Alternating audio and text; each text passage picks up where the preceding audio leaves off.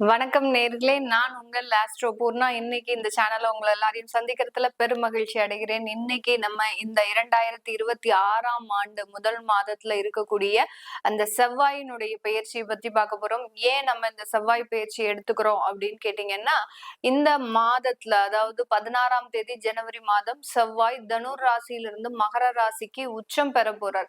கிட்டத்தட்ட ஒரு 45 நாட்களுக்கு அந்த செவ்வாய் பகவான் உச்சம் பெற்று இருக்கக்கூடிய அந்த கோச்சார தன்மையினால இருக்கக்கூடிய அந்த ராசி, ஒவ்வொரு ராசி என்பவர்களினுடைய மாற்றங்கள் என்னென்ன மாதிரியாக நீங்க எச்சரிக்கையாக இருக்கணும் அப்படின்றதுதான் நம்ம பார்க்க போறோம். ஏன்னா செவ்வாய்ன்றது பாத்தீங்கன்னா உங்களுக்கு ஒரு நெருப்பு கிரகம். அடுத்து பாத்தீங்கன்னா ரொம்ப செவ்வாய் யார் யாருக்கெல்லாம் அவங்களுடைய சுய ஜாதகத்துல ரொம்ப வலிமையா இருக்கோ அவங்களுக்கு கொஞ்சம் கோவத்தினால சில தொந்தரவுகள்லாம் அதிகமா வரும்.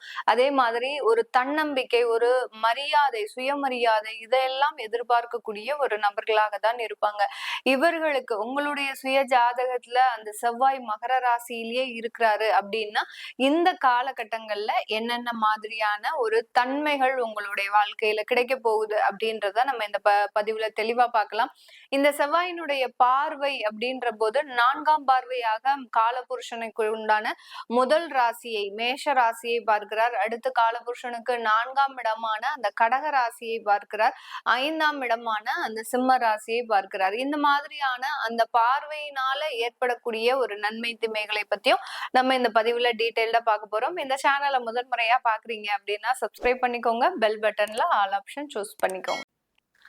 கும்பராசி அன்பர்களுக்கு உங்களுடைய 12ஆம் இடத்துல செவ்வாய் பகவான் உச்சம் ஆகிறாரு. அயன சயன ஸ்தானத்துல அவர் உச்சம் ஆகிறார். 11ஆம் இடத்துல இருந்து பயிற்சியாகி 12ஆம் இடத்துல உச்சம் ஆகிறார். உங்களுடைய உபஜய ஸ்தானாதிபதி, தைரிய வீரிய ஸ்தானாதிபதி தான் இந்த செவ்வாய் பகவான். அடுத்து கர்மஸ்தானத்திற்கும் அதிபதியும் அந்த செவ்வாய் தான். இது வருங்க கும்பராசி அன்பர்களுக்கு 12ஆம் இடத்துல உச்சம் பெறார்.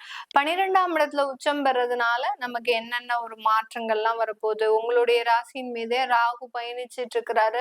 இந்த காலகட்டம் செவ்வாயும் 12ஆம் இடத்துல உச்சம் பெறதுனால கொஞ்சம் மன ரீதியான சில குழப்பங்கள் இவர்களுக்கு அதிகரிக்கும். ஏதாவது நம்ம தவறான விஷயத்துல மாட்டிடுவோமோ, ஏதாவது வழக்குகள்ல நம்மளுக்கு தேவையில்லாத பிரச்சனைகள் வந்துருமோ, நமக்கு கடன்கள்னால ஏதாவது பிரச்சனைகள் வருமா, நம்மளுடைய சொத்துக்களை இழக்க வேண்டிய ஒரு சூழ்நிலை வந்துருமா, இந்த மாதிரியான எதிர்மறையான எண்ணோட்டங்கள் அதிகரிக்கக்கூடிய ஒரு நேரமாக தான் இந்த கும்பராசி என்பர்களுக்கு இந்த 45 நாட்கள் இருக்க போகுது. கொஞ்சம் ஓய்வு இல்லாமல் நீங்க உழைக்கக்கூடிய ஒரு தருணம்.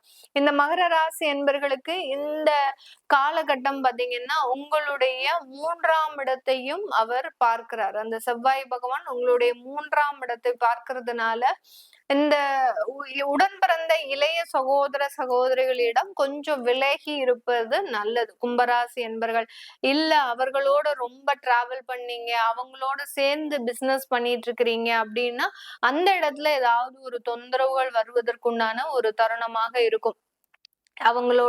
அவங்க உங்க பேச்ச கேட்காம அவங்களே ஏதாவது ஒரு டிசிஷன் எடுத்து சில ஆர்டர்ஸ் எல்லாம் மாத்துறதுக்கு உண்டான ஒரு நேரம். சொத்து சம்பந்தப்பட்ட விஷயத்துல அவங்க ஏதாவது எடுக்கக்கூடிய முடிவுகள் உங்களுக்கு அது எதிர்மறையாக இருக்கலாம். இத மாதிரியாக எல்லாம் அந்த உடன் பிறந்த சகோதர சகோதரிகளிடம் கொஞ்சம் விலகி இருப்பது இந்த 45 நாட்களுக்கு ஒரு நல்ல ஒரு மாற்றத்தை கொடுக்கக்கூடிய ஒரு தருணமாக இருக்கும். வேலை சம்பந்தப்பட்ட விஷயத்துல ரொம்ப கேர்ஃபுல்லா முடிவு எடுக்கணும்.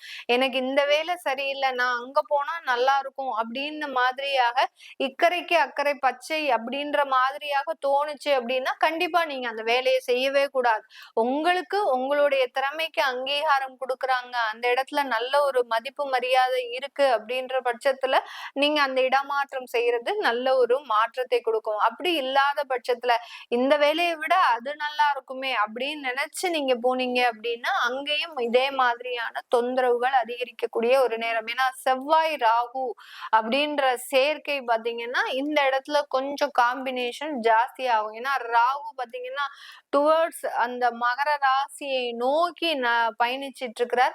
இந்த செவ்வாய் பாத்தீங்கன்னா டுவர்ட்ஸ் கும்ப ராசியை நோக்கி பயணிச்சிட்டு இருக்கிறார். அப்படி இருக்கும்போது இந்த இடத்துல அந்த செவ்வாய் ராகு சேர்க்கை அப்படின்றது அதிகப்படியாக செயல்படும். அதனால எல்லாரிடத்துலயும் போய் கோவப்படுறது, ஒரு பொது இடத்துல போய் தேவையில்லாம வார்த்தைகளை வார்த்தைகளை விடுறது, இது எல்லாமே நீங்களே உங்களுக்கு சில விஷயங்களை செய்யக்கூடிய ஒரு தருணம். அதனால பெரிய அளவுக்கு எதையும் எதிர்பார்க்காமல் நீங்க உங்களுடைய கடமைகளை செய்தீங்க அப்படின்னாலே இந்த கும்பராசி என்பர்கள் பெரிய பிரச்சனைகள்ல இருந்து தப்பித்துக் கொள்ளக்கூடிய ஒரு நேரமாக இருக்கும். 6, 7 இந்த இரண்டு இடங்களையும் அந்த செவ்வாய் பார்வையிடுறதுனால அந்த களத்திரம் சம்பந்தப்பட்ட விஷயத்துல சில அதிருப்தியான ஒரு சூழ்நிலைகள் வேணும். ஏன்னா ராசியின் மீது ராகு பயணிச்சிட்டு இருக்கிறாரு. செவ்வாயினுடைய பார்வை, உச்ச பார்வை பாத்தீங்கன்னா 6ஆம் இடத்துலயும் 7ஆம் இடத்துலயும் விழறதுனால இந்த இடத்துல உங்களுக்கு அவங்க மூலமாக சில அதிருப்தியின்மை, அடுத்து பாத்தீங்கன்னா உங்க சொல் பேச்சு கேளாமல் அவங்க நடந்துக்கக்கூடிய ஒரு விஷயம், உங்களுக்கு தெரியாமல் சில விஷயங்களை அவங்க வெளியிடத்துல செய்யக்கூடிய ஒரு தருணம், இது எல்லாத்தையுமே அந்த செவ்வாயினுடைய உச்சநிலை உங்களுக்கு ஒரு சில தொந்தரவுகளை கொடுக்கக்கூடிய ஒரு தருணம். அதனால இந்த இடத்துல எப்படி இருக்கணும், அந்த கலத்திரம் சம்பந்தப்பட்ட விஷயங்கள பெரிய அளவுக்கு தலையில பெரிய அளவுக்கு பாரங்களை சுமக்க கூடாது. ஐயோ அவங்க இப்படி பண்ணிட்டாங்களே, நம்மளுக்கு ஏமாற்றத்தை கொடுத்துட்டாங்களே அப்படின்னு நீங்க அதை நினைக்காம ரொம்ப ரிலாக்ஸா இருந்தீங்க, எதையும் ரொம்ப கூலா ஹேண்டில் பண்ணீங்க அப்படின்னா இந்த செவ்வாய் பயிற்சி ஒன்றும் பெரிய அளவுக்கு பாதிப்பை கொடுக்காது. இது தற்காலிக சூழ்நிலை தான். ஏதாவது ஒரு தீமைகள் இருக்கு அப்படின்னாலே அந்த இடத்துல தற்காலிக சூழ்நிலை அப்படின்றத எல்லாருமே புரிஞ்சுக்கணும். நம்ம நெகட்டிவா சொல்றோம் அப்படின்ற ஒரு எண்ணத்தை மாத்திரம் நீங்க மைண்ட்ல வச்சுக்கிட்டு நம்ம நெகட்டிவா சொல்லிட்டாங்கன்னு அப்படின்னு இல்லாம இது ஒரு தற்காலிக சூழ்நிலை மட்டும்தான். இதை நம்ம எப்படி ஹேண்டில் பண்ண போறோம் அப்படின்றத நீங்க மனசுல வாங்கிட்டீங்க அப்படின்னா மிகப்பெரிய அளவுக்கு பிரச்சனைகள் இருந்து மீண்டு வரக்கூடிய ஒரு தருணமாக இருக்கும். கடன் வாங்கக்கூடாது. கடன் வாங்கினீங்க அப்படின்னா இந்த காலகட்டத்துல வாங்கின கடன் கிட்டத்தட்ட ஒரு 1.5 வருடங்களுக்கு உங்க கூடயே டிராவல் ஆகும். டிராவல் ஆனாதான் அந்த கடன்னால சில மன ரீதியான சில பிரச்சனைகளையும் அனுபவிக்கக்கூடிய ஒரு தருணம். யாரை நம்பி நீங்க கடன் வாங்குறீங்களோ அவங்களே பாத்தீங்கன்னா உங்களுக்கு முழுமையான தொந்தரவை கொடுப்பாங்க. இவங்க தானே, நமக்கு தெரிஞ்சவங்க தானே, நம்ம அவங்க கிட்ட கடன் வாங்கினா அவங்க அட்ஜஸ்ட் பண்ணிப்பாங்க அப்படின்லாம் நினைக்க கூடாது. நீங்க ஒன்ஸ் கடன் வாங்கிட்டீங்க அப்படின்னா அவங்க உங்களுக்கு நண்பராக இருந்தாலும் கூட எதிரியாக மாறக்கூடிய ஒரு சூழ்நிலை.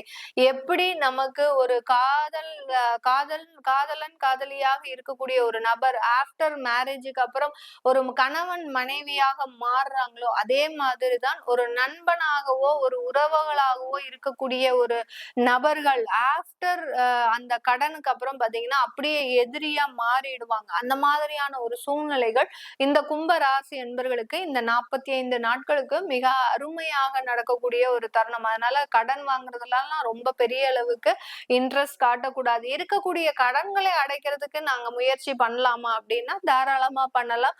அது உங்களுடைய வேலையின் மூலமாக கிடைக்கக்கூடிய ஒரு வருமானத்துல கண்டிப்பாக நடக்கக்கூடிய ஒரு நேரமாக இருக்கும். இந்த கும்ப ராசியில இருக்கக்கூடிய அவிட்டம் நட்சத்திர அன்பர்கள் இந்த காலகட்டம் உங்களுடைய சொத்துக்கள் சம்பந்தப்பட்ட சில பிரச்சனைகள் இருந்து சில வழக்குகளை சந்திக்கக்கூடிய ஒரு நேரமாக இருக்கும். அடுத்து சதயம் நட்சத்திர அன்பர்களுக்கு உறவுகள்னால சில பிரச்சனைகள் வரக்கூடிய ஒரு தருணமாக இருக்கும். அடுத்து பூரட்டாதி நட்சத்திர அன்பர்களுக்கு இந்த காலகட்டம் வெளியூர் வெளிநாடு செல்லக்கூடிய வாய்ப்புகள் வரும். அந்த வாய்ப்புகள்னால உங்களுக்கு நல்ல ஒரு வளர்ச்சிகள் இருக்கக்கூடிய ஒரு தருணமாக தான் இருக்கும். உள்நாட்டுல இருக்கிறவங்களுக்கு பெரிய அளவுக்கு சில தேவையில்லாத தொந்தரவுகள் தான் வரும். அடுத்து திரைமறைவாக இருக்கக்கூடிய சில விஷயங்கள்லாம் வெளிச்சத்திற்கு வரக்கூடிய ஒரு நேரமாக தான் இந்த பூரட்டாதி நட்சத்திர அன்பர்களுக்கு இருக்க போகுது. இது எல்லாமே நம்ம கோச்சார நிலவரப்படி பலன்களை கணிச்சு சொல்லியிருக்கிறோம். உங்களுடைய சுய ஜாதக பலன்களை பார்க்கணும் விருப்பப்படுறவங்க கீழே இருக்கிற நம்பருக்கு வாட்ஸ்அப்ல அப்பாயின்மெண்ட் வாங்கிக்கிட்டு நீங்க கன்சல்ட் பண்ணிக்கலாம். உங்களிடமிருந்து விடைபெறுவது உங்கள் ஆஸ்ட்ரோ பூர்ணா. நன்றி, வணக்கம்.